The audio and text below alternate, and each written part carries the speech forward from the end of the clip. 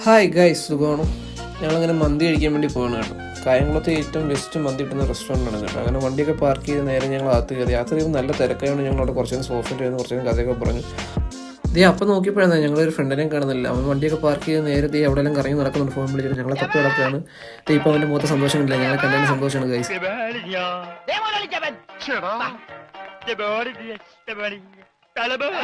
അങ്ങനെ കുറേ നേരം വെയിറ്റ് ചെയ്ത് കഴിയുമ്പോൾ സീറ്റൊക്കെ കിട്ടി. അങ്ങനെ ഫുഡിനൊക്കെ ഓർഡർ കൊടുത്തു. നല്ല ലേറ്റായി ഫുഡ് കിട്ടാൻ വേണ്ടി, നല്ല തിരക്കായതുകൊണ്ട് ലേറ്റായി ഫുഡ് കിട്ടാൻ. അതിനുശേഷം എൻ്റെ വേറൊരു ഫ്രണ്ടോട് വന്നു. അവൻ വന്നതിന് ശേഷം പെട്ടെന്ന് ഫുഡും വന്നു. സ്പൂണിലേക്കാളും ബെറ്റർ കൈയാന്ന് മനസ്സിലാക്കിയ തടി മാക്സിമം റൈസ് കൈ കൊണ്ട് തന്നെ വീട്ടിലെടുക്കാൻ നോക്കിയിരുന്നാൽ എനിക്കും റൈസ് കിട്ടില്ലെന്ന് പറഞ്ഞുകൊണ്ട് ഞാനും കുറച്ച് റൈസ് എടുത്ത് കഴിയാൻ തുടങ്ങിയിട്ടുണ്ട്. തടീൻ്റെ പീസ് ചെറുതായപ്പോൾ ശേഷം ഇതിൽ തടീനെ എല്ലാവരും പ്ലേറ്റിലേക്ക് നോക്കുന്നുണ്ട്.